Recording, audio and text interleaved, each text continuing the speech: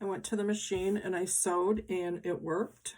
So with right sides together and this little flag part hanging down, just in a solid piece right now, right sides together, I did a little stay stitch. You just want to go around 3 edges. You don't want to, like when I do a pillow, I turn the corner a little bit and do a little tacking stitch just so I have that corner nice. Don't do that with this. You just want to come straight down into the end of the cross stitch part. And this front, I left it, it should overlap just like a little, I don't even know if you can see that, a little seam piece, so that when we turn it inside out, which I'm going to do right now, I'll have just a little, and I stay stitch that on the end. I like to do that with the edge just so when I turn it inside out, you know, to do a little stitch to close it up, that my fabric won't just keep fraying. So I like that tool that has the press on one end, and let's see, that is, oh, it's Alex Anderson. I've had it for a really long time, so I guess I haven't looked for a long time to see. So anyway, I'm gonna push the corners out. I did nip those little corner ends off at an angle, so when I turn it, I'll get a little bit sharper corner. Be careful not to stick right through your linen cross-stitch fabric. So that's a nice little edge. You can see just that little bit of, I do like to press this. By the way, on your cross stitch, I was going to show you this, on your cross stitch, don't ever press it from the front on your stitches, do it from the back. And with the thread gatherers,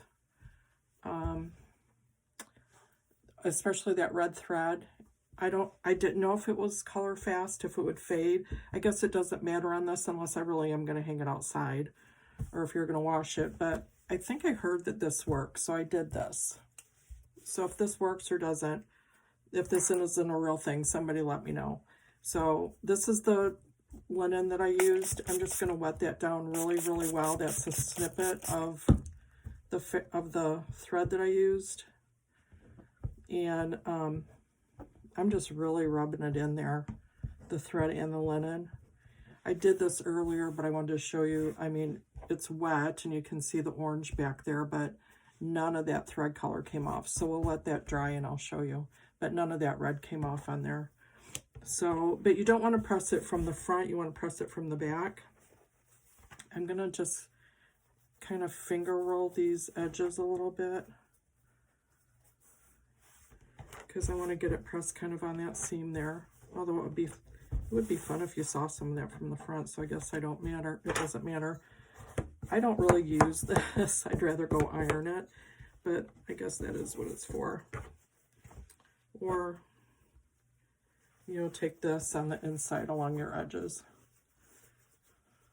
and that'll help open it up a little bit.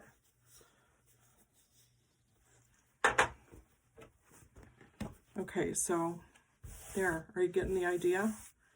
So what I'm going to do now to finish it up is I am going to go and I'm going to just press this seam right here where I stitched my fabric and my cross stitch linen together. I'm going to press that and I'm going to flip this under. I'm going to kind of press that together.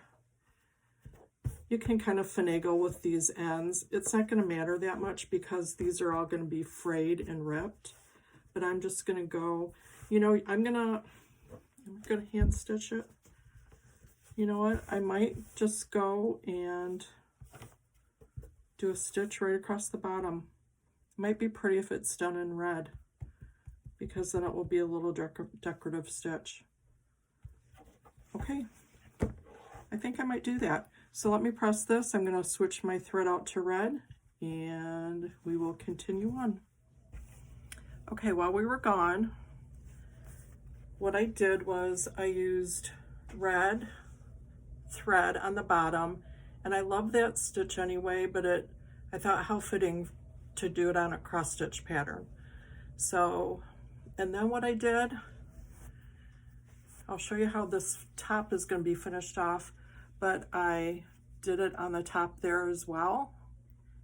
And because I talk about this as you go across, this is the end I started on, and you can see where my threads got all bunched up, and I didn't rip it out. I'm not going to do it over. We're going to cover it up. So that is, so far, that is the back. The pretty's back and you're not even going to see it, I guess, unless I hang it in a tree, right? Okay, so let's keep going. I think what we should do next actually is, I guess, the scary part, which is going to be cutting this and fraying it. This fabric already had a natural little fray in it, which I loved. So I'm going to kind of use that as a guideline. And let's see, make sure you guys can at least see what I'm doing, so it isn't like you're just watching nothing. Okay, I'm gonna re-snip that one. I'm just gonna do snips. I'm not measuring. I'm just gonna do different size snips. Do I want that one smaller? Okay, there. I think I'm gonna start in the middle and go out to the edges. I don't know why, but I'm going to go ahead and rip until I feel like I'm getting where I want to be to that edge.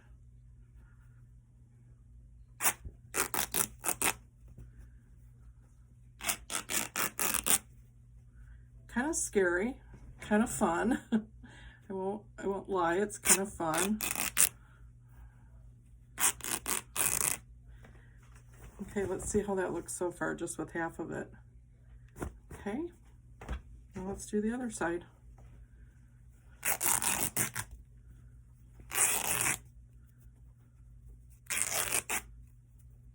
And I'm just ripping it right down to where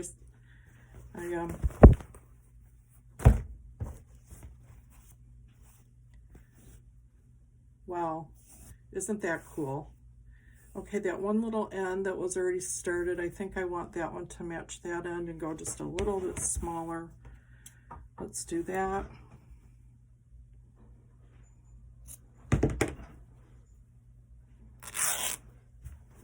Just so it's a little bit more like a flag thing. Okay, that's where we are so far. I can come back and trim off any threads that are really bugging me later, but you know, part of it is to have that look to it. Okay. Because I loved this red floss so much, I decided that instead of adding a lot of different color, which I did do on the back, but I decided I'm going to keep all these embellishments in the red family. And I'm going to talk about the floss before I go on to the yo-yos, because Bernadine had sent me a message and asked about the floss. And, you know, I guess I have to get a little bit more schooled. I know this is 100% silk, hand dyed by the thread gatherer, of course. It comes in a 5 yards. I've already been working with this one. I think, don't quote me, but I think I've already used some of this. I think there's maybe 8 strands in her floss, but I'm not sure.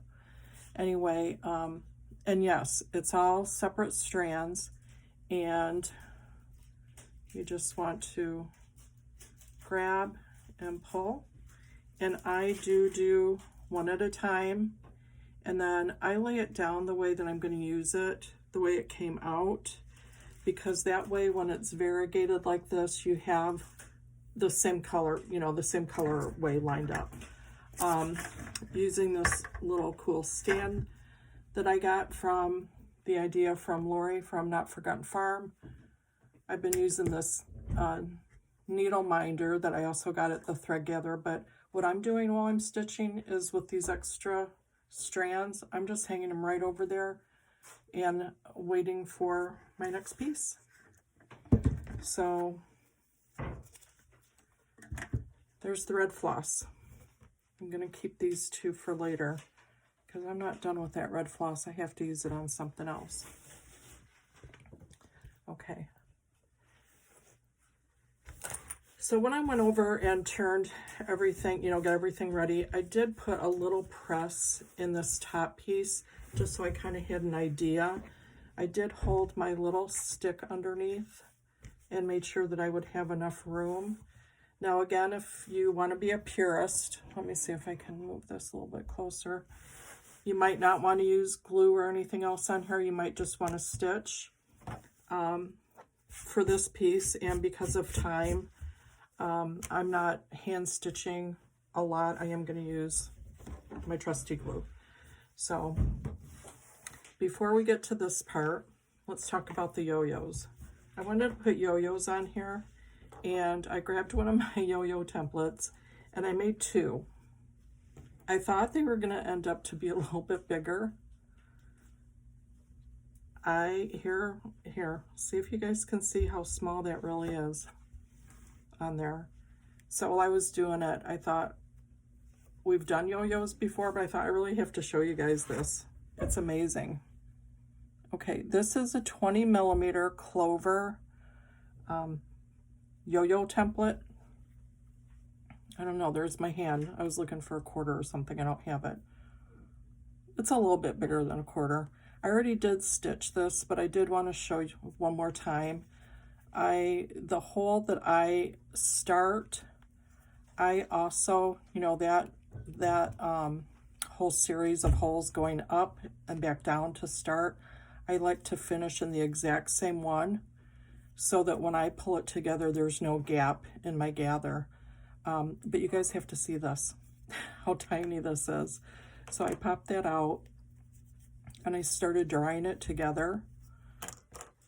And I have made these before, but it's been a while. So, okay, I usually set it down and kind of get those edges folded in and then start kind of gathering it around my finger. I thought, that's so little that's not even going to fit on my finger. So I had to keep messing with it. But wait till you guys look. Look how tiny that is. I mean, it's like a little, almost like a little knot. So you have to work with it a little bit to get it the way you want it. For me anyway, because my hands are bigger and it takes me a little while. But again, especially on these small ones, if it isn't something that's going to be stitched where I'm going to see the back of the yo-yo, so that I don't tie it off here and have to worry about knots coming out or showing, I pull this through to the back. I like my yo-yos nice and tight, so I tug on that so I get a nice gather in the front, and then I just kind of tie it off on itself in the back with a couple little loops on itself like that. Now if I was going to sew it on, I would not cut this off. I would just use that same thread and start stitching all the way around. I'm not going to take the time to do that today, so I'm going to cut that off, and we are going to glue our yo-yos on. So maybe I think that's what we should do next. I am going to do this facing you. Oh, I wanted to show you too. I dug in my, look at all these squares I had cut. I think I was doing flying geese or something. I had all these cut. I bet you they've been in my stash box for 20 years. And I just thought, look how perfect that variegated stripe is on there with that thread, that floss. So I ended up using a few of those. So anyway, I am going to grab my liquid stitch. This fabric glue really holds. I am going to do the middle one first. I'm not going to really measure. I'm just going to kind of eyeball it. And right now I'm eyeballing it upside down. You know what, guys, maybe I should turn it around just so I can actually see that. See, that one's over too far.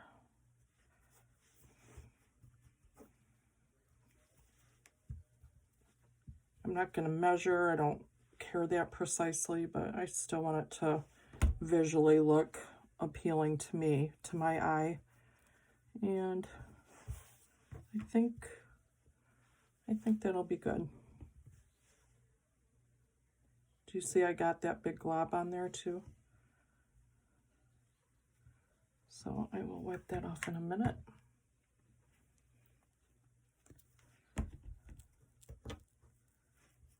Got a big mess. I don't know if this will work, but just because it's linen and it has those holes, I don't want that glue to... See, there's some things I don't care about and some things I do. I don't want that to look... I'm just kind of poking through those linen threads so that glue doesn't clog the linen, so it doesn't look like it has a big spot on it. Okay, I think that'll dry pretty good. And guess what? If it doesn't and it looks funny, I'll stick a charm or something there. Okay, so this is where we're going to actually glue the branch on. Again, I'm just going to eyeball it. And I'm not worried about gluing the whole thing down. I just want these edges to grab on the other end. So we'll do it that way. I usually have something I can prop this up on so it doesn't drip all over, but okay, that looks about good to me. I'm going to fold that over. And I'm doing that. You could put this through, but if you're using a bigger stick, or what if I had a stick that had, you know, branches on both ends, which would be cool, but I didn't find one. I could stick some more branches in on the other side if I wanted, if I really want that look, but okay. So that's pretty good. That's pretty even. Here's where I messed up with all those threads. So I'm going to start eyeballing and get my buttons on there. Okay, I'm going to do the biggest one in the middle. Now these two, I added thread in there. It's a personal preference. I don't like to see, well, maybe that's not true on all projects. I'd rather see a button that has some thread in there, even if it's not really sewn on. And then this one that isn't going to lay flat, I just tied some floss on the back so that it gives me something for that glue to grab onto. And I am going to use that one. No, I'm not. I'm going to use that fabric one that I really loved, the old one on there. So actually, my yo-yos are stuck on nice. That's starting to dry. You know, you don't need a lot. I just make sure I get all the edges, especially where it's going to be touching. And then I did pick two that didn't have holes. So I'm going to kind of try to be a little symmetrical, I guess, with that and put those on the ends. So I just put a lot of glue around that floss part so that will hopefully, you know, stick onto that, have something more to grab onto. Let's place the middle one. Guys, I'm kind of excited about this. I'm gonna say that this experiment worked. Because like I said, I get something in my head and then I just have to do it to see if it works or if it turns out the way that I think it will. And when it does, I get really excited.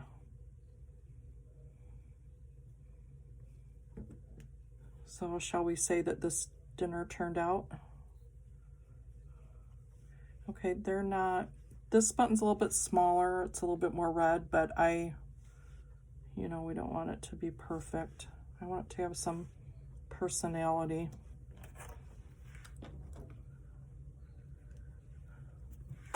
Wow, you guys, that's really coming along. Okay, let me get my little baby yo-yo template out of here. You know what? We're ready for the ribbon. So I know I want to use the red ribbon. And then this other piece, oh, Look at this. Greens, all in one piece. And then it switches to purple. So you can just cut out whatever you want. I really don't want the purple in this piece, and I want more red, and I do want it double, just because I love it. So I'm just gonna get an idea how long I want it. I want to tie it so that it hangs a little bit down like that.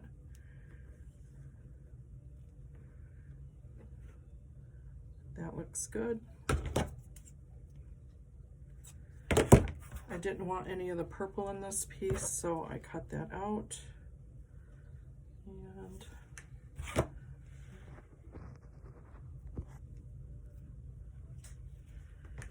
what I am gonna do, you guys, is break to get this tied on the way that I want to, because it's hard to do it backwards or upside down. And then we're gonna be done, and I will show you pictures of it hanging on the red hutch, and then maybe out in the snow, because thank you to